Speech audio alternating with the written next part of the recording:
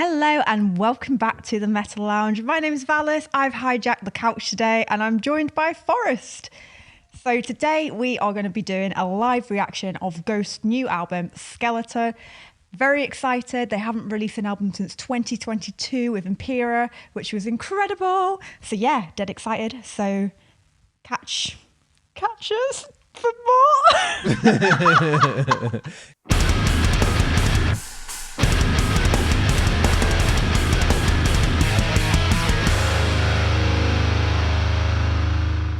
Are you on the square? Come on, join me. Are you on the level? Yeah, I'm glad you know that song at least. Yeah, that's about the only song I do know. So I'm leaning on you for the Ghost knowledge today, to be honest. I'm not a Ghost expert, but I do really enjoy their music. I really loved their previous album in 2022, Umbra, which was, nominated for... Oh, I say nominated. I think it actually won Metal Hammer's album of the year for 2022. Where did Ghost get their name from? I'm glad you asked. All right, I am no means an expert, but a ghost band, like in jazz terms, is kind of like when a legacy kind of like jazz blues band, their members die. So it's kind of like a ghost band. It continues, but there's no like front person that's living. Yeah. And that actually kind of ties in really nicely with ghost lore because I don't know if you're familiar with their lore at all. I know one of them wears like a Pope costume, like a skeleton face. Honestly, like their lore is almost as big as Star Wars, so I wouldn't go that far. Oh no, seriously, it's really in depth. Have they got their own Wikipedia? I think so, probably. I've not checked. We do not do research on this podcast, although we should. But yeah, so the frontman Tobias Forge, I think his name is. His character sounds like a Star Wars character name. It does, doesn't it? Yeah, it's like cool.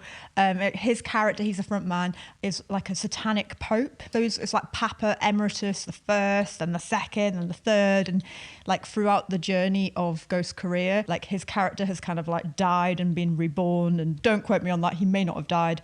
I have no idea what the lore is, but you get the idea. It's like almost like a rebirth. Yeah. I think it's like a cardinal at the moment. They're not like just guys in a band. They've got like a proper... They've got a whole story. Vision and story, which they've been pretty consistent with their whole career. Absolutely, yeah. Which is cool. I respect that. So are they a metal band? No. So if you actually Google Ghost, it'll come up as rock band, arena rock band, and I fully agree with that. However, I noticed that their team are positioning them as a metal band, and that's just based on like a lot of the PR that they get, like getting PR and like Metal Hammer.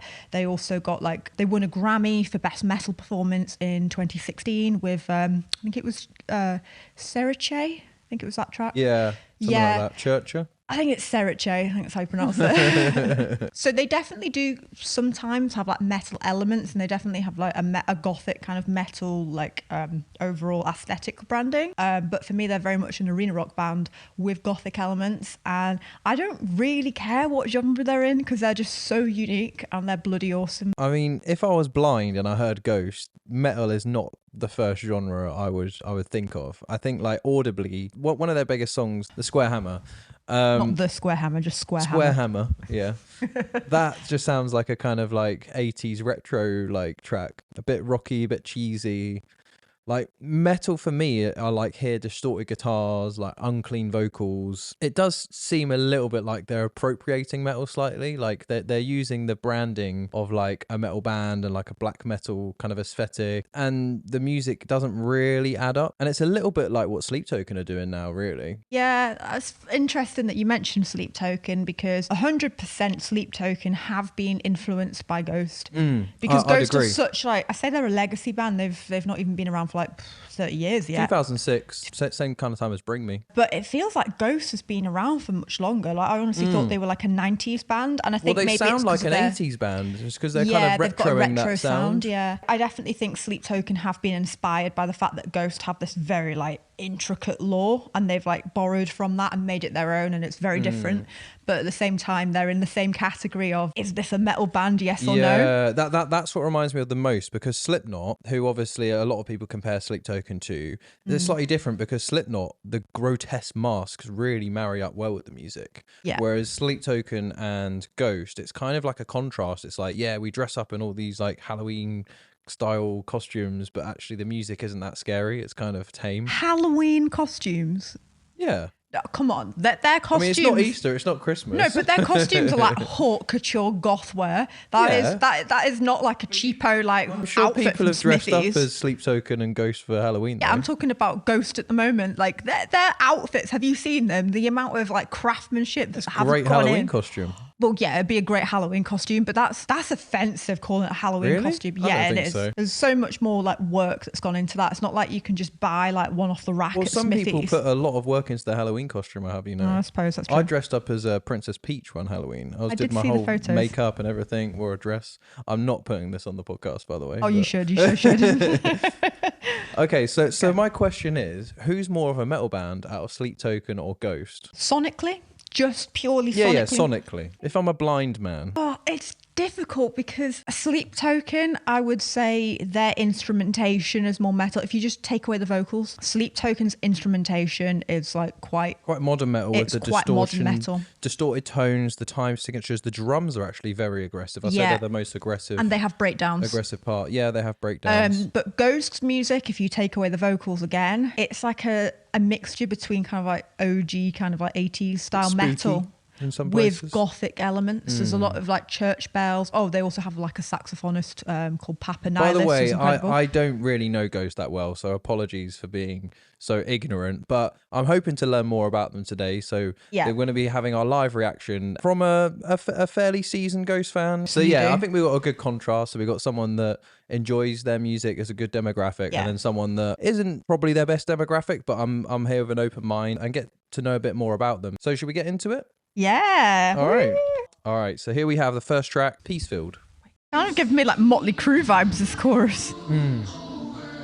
Does not sound like it came out in 2025. But that's the beauty, that's the charm of it, you know?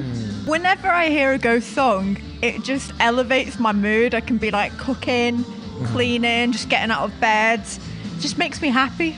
This is the bit where everyone gets their torches out in the audience. Yeah, on their phone, they do this.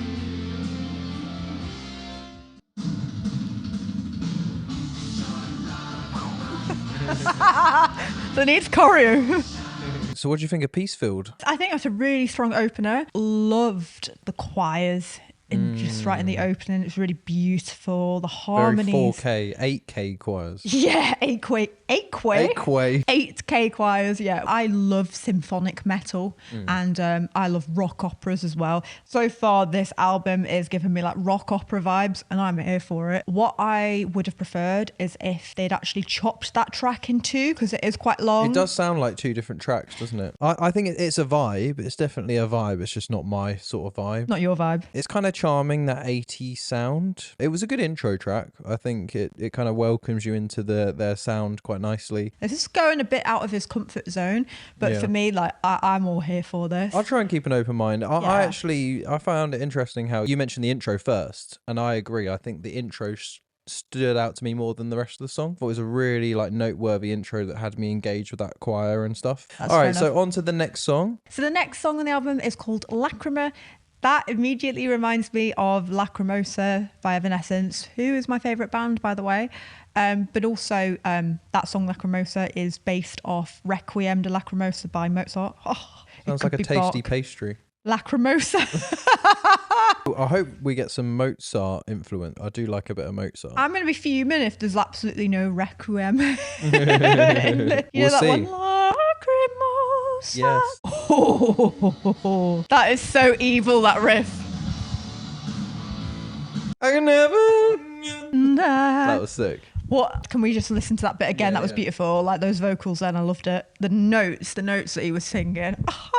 I love that it was like, it would have been cool if he just stayed in the same scale, but he hit that modal note afterwards. Yeah. That was my favourite bit of the album so far.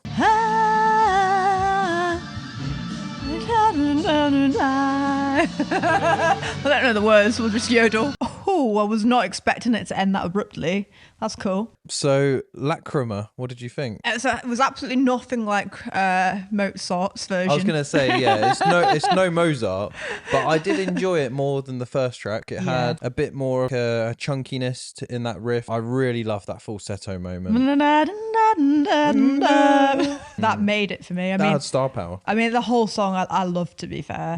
I don't know what it is. The magic of Ghost, it just immediately makes this cynical old bird very, very happy. I was just like dancing around. I'm like, I've never heard this song before, but I feel like I know it already. That's a good take, actually. I think it does sound very familiar because the 80s have already happened. It's a very defined era that when you kind of tap into that, it does something to the brain. You're like, it's familiar. Nostalgia marketing. Very powerful marketing. Another noteworthy section was the guitar solo. It reminded me of Avenged Sevenfold. Harmonized guitars. Yeah, beautiful. It really suits Ghost and that 80s genre really well. Fan of I wonder if harmonized everyone guitars. else thinks that in metal. They just think Avenged Sevenfold with harmonized guitars because they've rinsed it so much. That's just all I think of now. Yeah, as I was saying. Sorry. You will be. I am a big fan of harmonized guitars in general, but I think it really, really suits Ghost. Like the rhythm guitar was like really simple, but like it had like that little bit of spice in there, and like the leads were just like, and like together they just worked so beautifully, if you know what I mean. I totally agree. Actually, it does. Effortless does come to mind. It kind of, you're kind of drifting through the track. It feels very natural. So the next track is Satanized. If I'm not wrong, I think this might be one of the singles that they put out. Immediately, this would be a really good song to kind of like do like a striptease to, like in a metal like strip club, if such a thing exists. I'm sure it does. We need to do Metal Lounge strip club playlist. Satanized is going straight at the top, with also The Summoning by Sleep Token. That's going straight up there. Judgment Day by Architects. Hey, all right, that's my favourite one so far. Really? Yeah, did you not see me do an interpretive dance over there? I did, yeah. Does that mean it's your favourite? So far. I much preferred Lachryma, to be honest. It was a bit more raw, it had a bit more groove to it. I mean, yeah, Lachryma is probably technically a better song, and I really enjoyed the technicality of it. But it was Satanized that got me up and dancing and started doing high kicks. It's only because you needed the toilet. Yeah, well, I was doing high kicks on the way to the toilet and bloody pirouettes, which I've not done since like ballet school, like 15 odd years ago now. I think that was quite lucky for Satanized. I think if you held it in a bit longer, Guiding Lights could have took you to do that. I don't know. Guiding Lights sounds like a ballad. We're going to go for Guiding Lights now. Jim. That guitar is so beautiful. It's a 12 string, I think. It's like really sparkly, but also acoustic. I was going to ask you that. To me, that guitar sounds like a harpsichord. Is that a bloody guitar? I think it's a 12 string guitar. It sounds so beautiful. That's very baroque and roll, baby. You know what was really refreshing actually is the low voice. You don't often hear that in modern music these days. It's very soft as well. It reminded me of, do you know the Rocky Horror Picture Show? Not by memory, but I know of it. The opening track, it's called Science Fiction, and it's very like, I call Randy was ill the day the earth stood still. It's very storytelling soft like that. This is like a musical theatre production. I love it.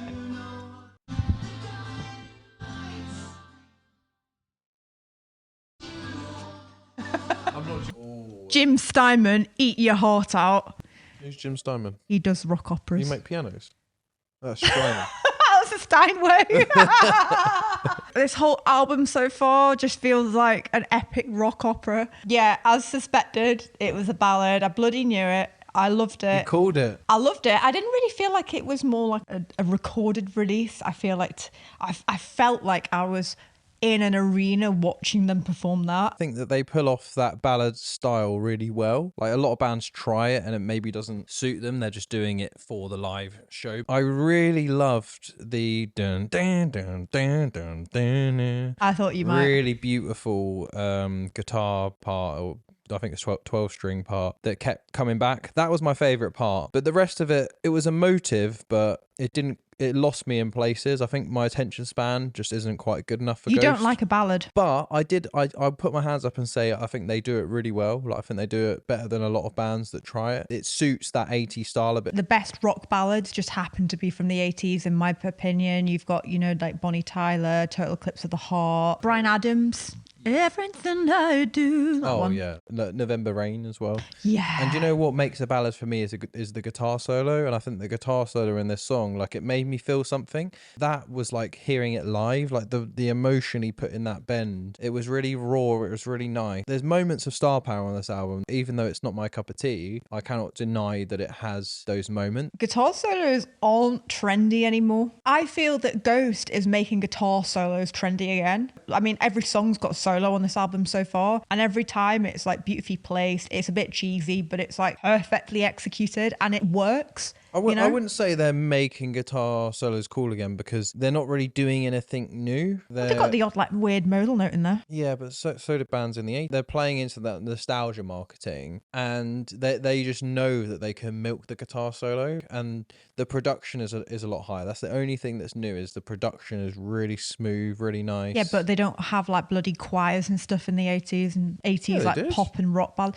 Not in the way that Ghost have. Like, they've got like full on like satanic choirs. It's so cool. The Beatles had choirs. Come on, you can't compare Ghost to the Beatles. Of course you can. You've got like this happy like 80s rock music, and then you've got these like kind of satanic sounding choirs to complement. I don't think they sounded satanic at all. I think did in the opening. If you told me that was a church choir, I believe you. I mean, it's yeah, probably the lyrical content, yeah, but the sound of it sounded angelic. Yeah, no, you're right. They do sound like angelic. Not like in choir. your album, Umbra Mortis. We say Ave Satanis and in the song Umbra Mortis. But yeah, hearing your voice in that sounds satanic. Like it really? I think I sound bloody angelic. Thank you very much. Thank you very much. The tonality, yes, angelic, but the actual note choices of that song are quite satanic, are quite evil, and didn't sound discordant, or didn't sound, there wasn't enough tension there for it to sound evil to me. And I think that's pretty much consistent throughout every song we've heard. They kind of dip their toes in to sounding satanic, but that's not their vibe. They want people to feel relaxed. They want people to dance. They want them to feel at ease. They don't build up the tension. And I think I love tense, discordant music. They do that in the guitar riffs sometimes. Yeah, but they're still dipping their toes in. We haven't heard it much on this album, but like normally with their riffs are kind of like a standard riff that sounds familiar, but then a lot of change one note that makes it sound evil. Exactly, that on this album so far. I want to hear, more than one.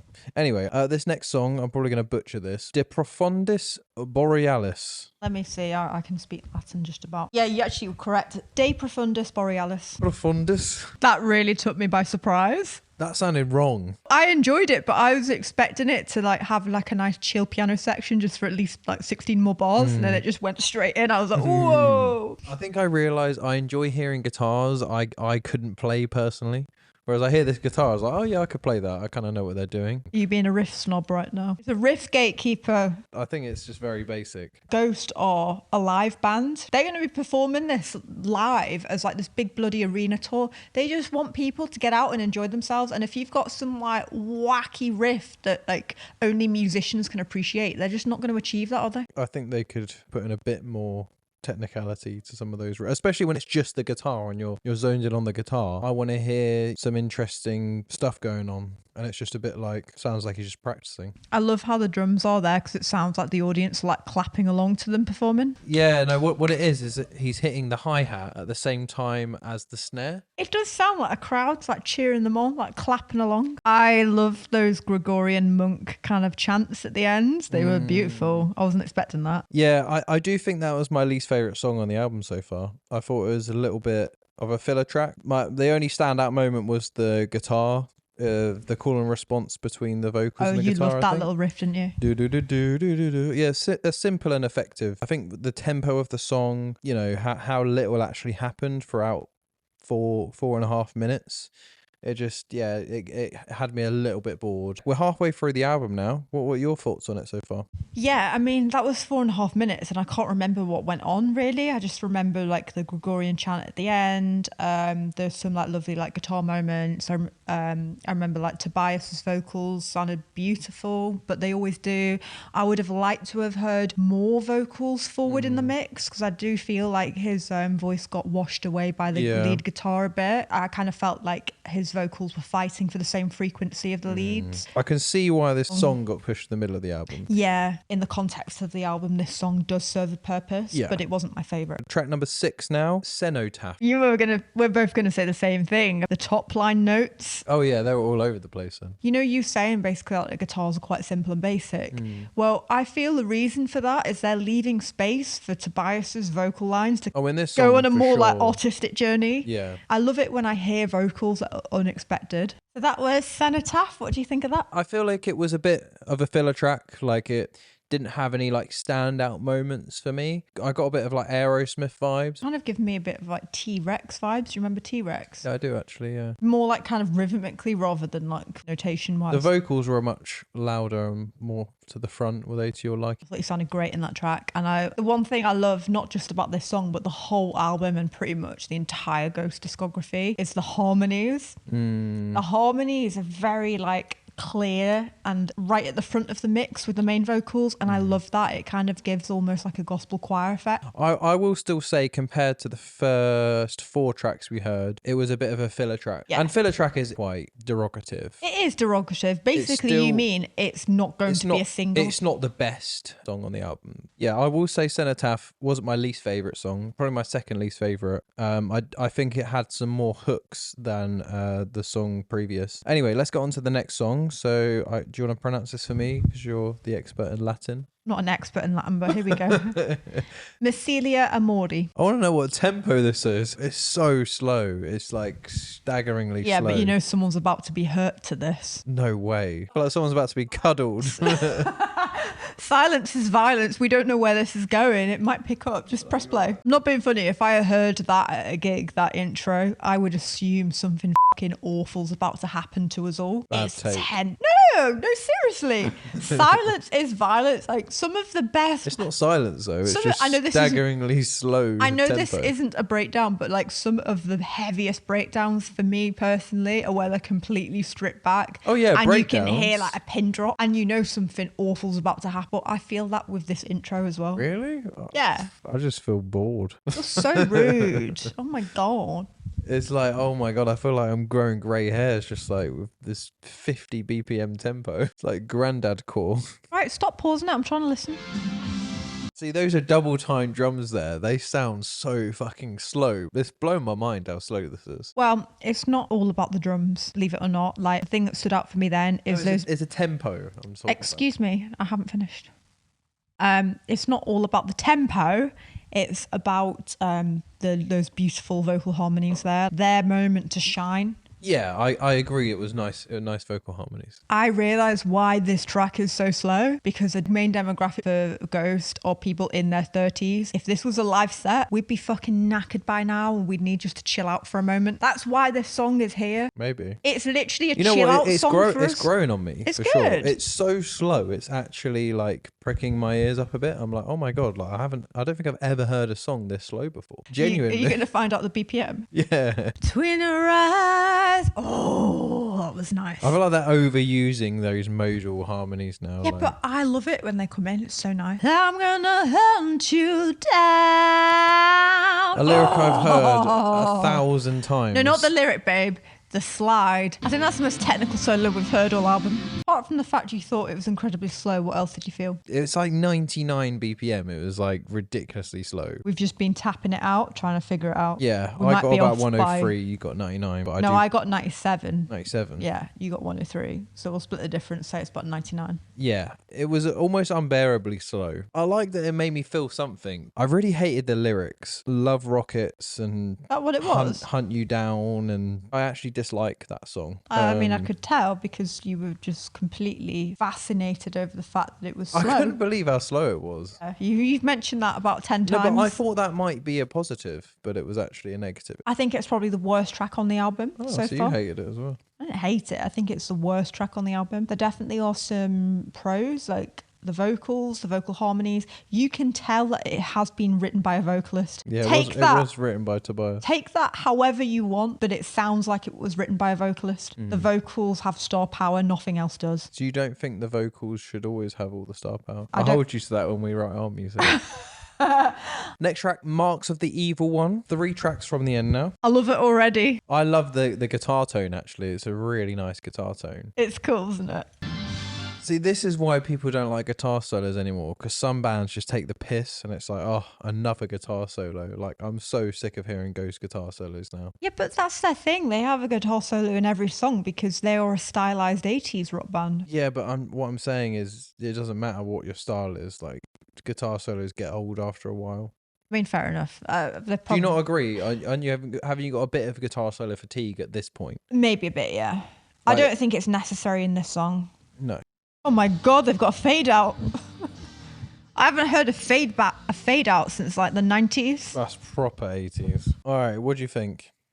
Wasn't my fave. I thought it was catchy. Didn't blow my world up. Yeah, I started to get sick of the guitar solos on that one, and I am a guitarist. I have a lot of patience for guitar solos. Even I was like, it irked me a little bit hearing another guitar solo. Even if I was a Ghost fan, I don't think I'd come back to that song. I mean, fair enough. I don't think it's one of those songs you would come back to unless you're listening to the album in full. There was no star power moments in it, put it that way. Okay. Oh, so this song is called Umbra, which I love because Oblivion Remastered had just come out.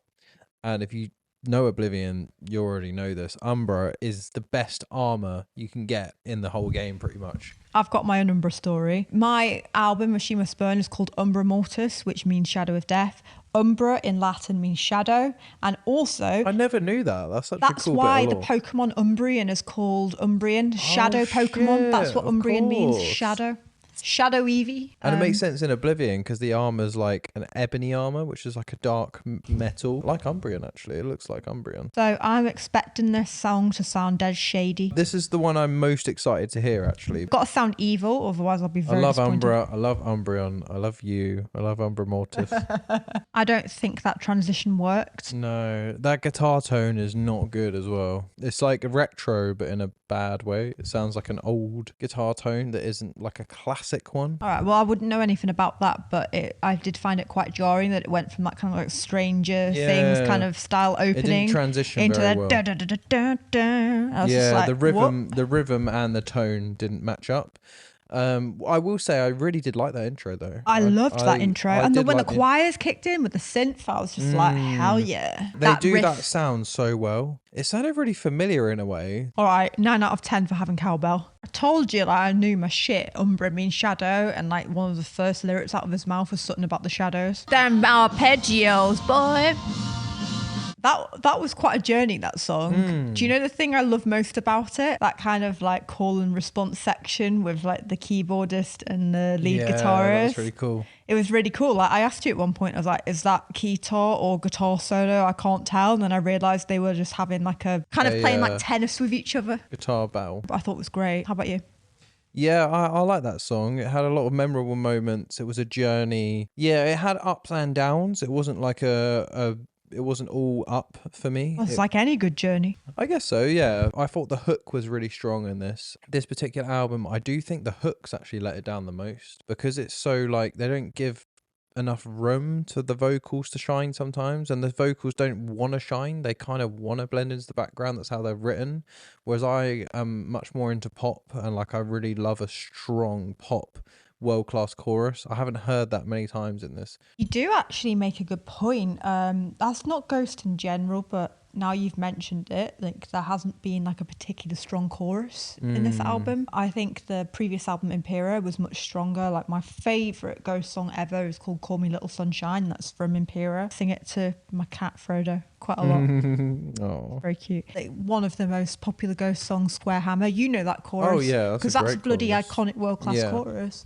But I've not felt that from this album. I don't really feel like it's a pop hooky kind of album. It's more kind of like a live rock arena show. I don't think they're going for that sound, but that's just the sound I like. And I think that some of the best 80s songs, you do remember the world-class choruses. That's what stands the test of time. And I know I respect them for not going for that sound because I think they do the whole band sound really well and they let the instruments breathe. The instruments have but like after been a while, great. when you hear a whole album of it like we have now, like a lot of that does wash into the background. It's a bit washy. It's a little bit contrived. That's what I'll say. It's still sticking into my head, the chorus though. I do think that was one of the strongest choruses. Oh, sorry, yeah. That was a good chorus. It was weird, like the rhythm actually sticks out to me more than the vocals. It's funny you say that, like the best Ghost choruses in my opinion have like weird rhythms. Move on. Okay, so that was the penultimate song. We actually now move to the last song. One thing I've noticed, I haven't really noticed any saxophone whatsoever. Yeah, where the fuck is the sax? Where's Papa Nihilus? Oh my god, I was promised saxophone. Where the heck is the saxophone? I don't know. Maybe that's why they're like, we've got the live saxophone versions waiting for you. I'll buy your tickets here. Excelsis, I remember what that means. In Excelsis Deo is like a kind of like, Deo means God in Excelsis. Hosanna in Excelsis, I remember singing. Yeah, it's a kind of praise. I think it means praise, excellence, praise, something like that.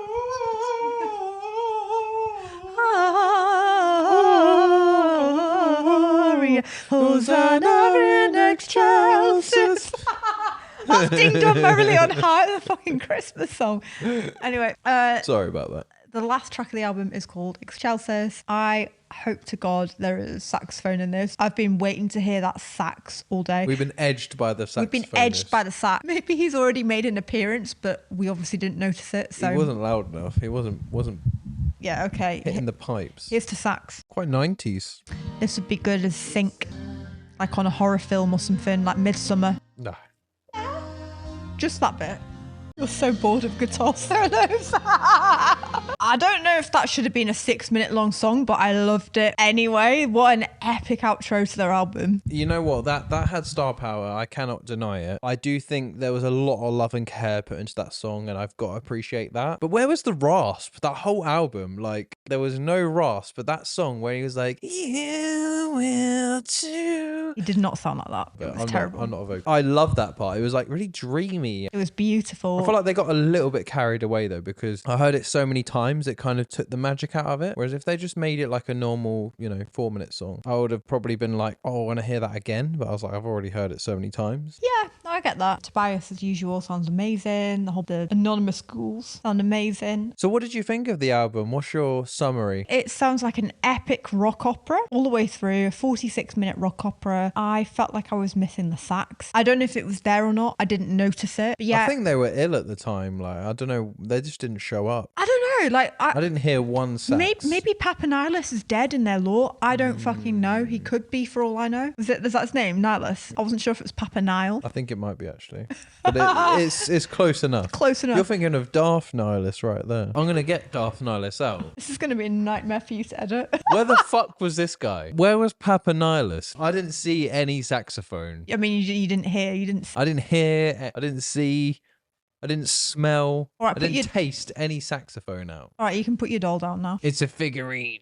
It's a doll. He looks cool though. He looks like he could be. He looks like he could be. Oh my Ghost. god, he looks like he could be Did either you not even look? Tobias or Vessel. Look at him. No, not Nihilus. Look Papa at his. Nihil. Look at his. Papa Nihil. No, I know. No, it's called Darth Nihilus. I know.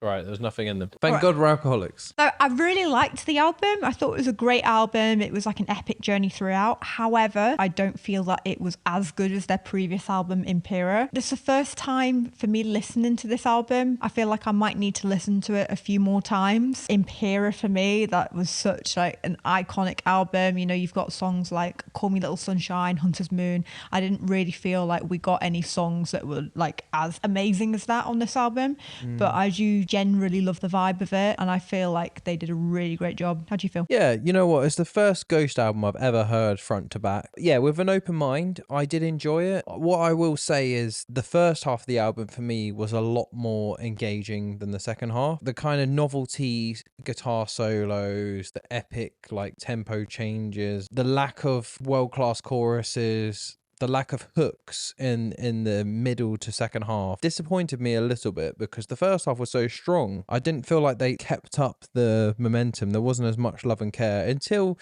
the last two songs did have some of those moments. I loved Umbra and Excelsis to end the album. I really feel like even though it was like a 6-minute long song, Excelsis says it was really freaking good, and I felt like it wrapped up the album really nicely. So my favourite song was Lachryma. It had star power. I agree. I thought Lachryma was great. I loved Lachryma, Satanized. Oh, Guiding Lights, that was the ballad. I thought that was brilliant. I really liked that as well, yeah. A few tracks after that, not really a fan. They were all right. And then Umbra and Excelsis were like really good tracks to end. I agree. It definitely picked up towards the end, which is what I expected. Because as soon as it hit De Profundis, there was a big drop off compared to Guiding Lights. The 4 songs that preceded that, they didn't live up to the 4 songs before that. The last 2 songs did have moments of star power for sure. I liked the journey throughout. I loved that I felt immersed in a rock opera. It made me feel really happy. I was like dancing a lot.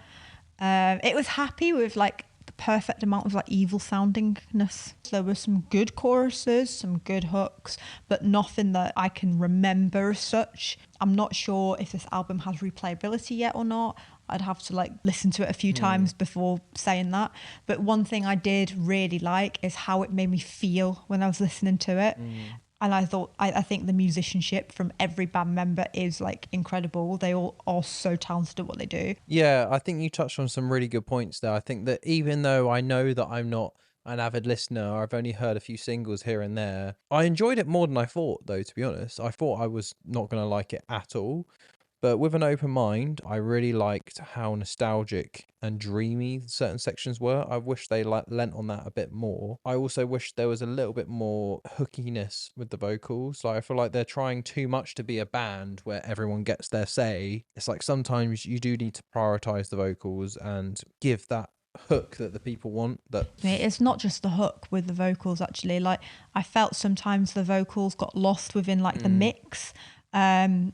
And I think Tobias's vocals are so beautiful. I'd love to hear more of them. As a guitarist, of course, I'm going to listen to the guitars a bit more. So the guitars in this album, they sound a bit forced at times. My ears perked up whenever I heard like a really cool solo or like a cool lead. Like, I did have those moments. It was as if like the songwriter of the song said, okay, we want an emotive guitar in this section. We want a really epic guitar in this section. We want the heavy guitar in this section. And it was like the guitarist has responded and been like, here's your vision of my guitar.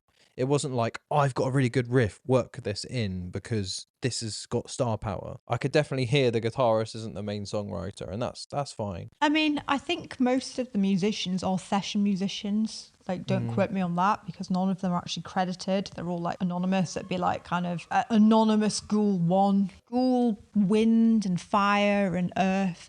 Like, I feel like they've just been hired to fill a role. And with Ghost, the guitars, you're going to hate me for saying this, but the guitars aren't important except when you get to the solo. The guitars should just be there in the background to make it rock. Just do some like cool but like basic rhythm sections, and like the drama and the theatrics comes from the vocals, the harmonies, like the organ, the choir. That's where the dramatics come from. You say that, but the way the songs are mixed and even written, the guitar sonically are probably the most prominent instrument. But it shouldn't be in certain moments, is what I'm saying. Like the guitar should be more of a supporting artist. Like I can remember more guitar moments than any other. I know I'm gonna hear more because I'm a guitarist, but I feel like the guitars were 100% the most prominent instrument. What else was higher than the guitar in the mixed? Like even the vocals like turned down for the guitars at times. Yeah, that's what I was saying earlier. I would have liked to have had the vocals higher in the mix. I would have liked to hear more organ. I would have preferred the lead guitars to be toned down up until the solo moments, and the solo is your time to shine, and then you kind of like withdraw as a supporting artist again. I would have preferred that. I think it would go a long way if they had a guitarist in the band that has their personality and they're able to input their character into the band, because they're so important to the music. Just the way that these songs have been written and other Ghost songs I've heard, you don't want a session guitarist writing that. You want someone that has skin in the game. I don't think the session guitarists are writing it. I think they have writers, and then the session guitarists are just learning and recording. I don't think... But I feel like you want... that the session players are writing players it. that are part of Ghost. You want a guitarist. Well, and you who want them knows? to They write might the be, song. but it's just when you look on Wikipedia, it just says like nameless Ghoul, Fire, or Earth and Wind and all that. Yeah, no, there were some stand-up moments. I'm not saying they were all bad, but I don't know. I just want to hear a little bit more feeling. I feel like we've been really, well, you've been mostly really negative, but it's not a bad album. It's actually a really it's a good good album. album. It's Ghost is a band to feel, not hear. And I don't feel like we've had the full Ghost experience. I would love to go to a show and feel that, you know, experience it. But yeah, for me, just sonically speaking, it wasn't as good an album as Impera. Fair enough. I think that about wraps up this episode.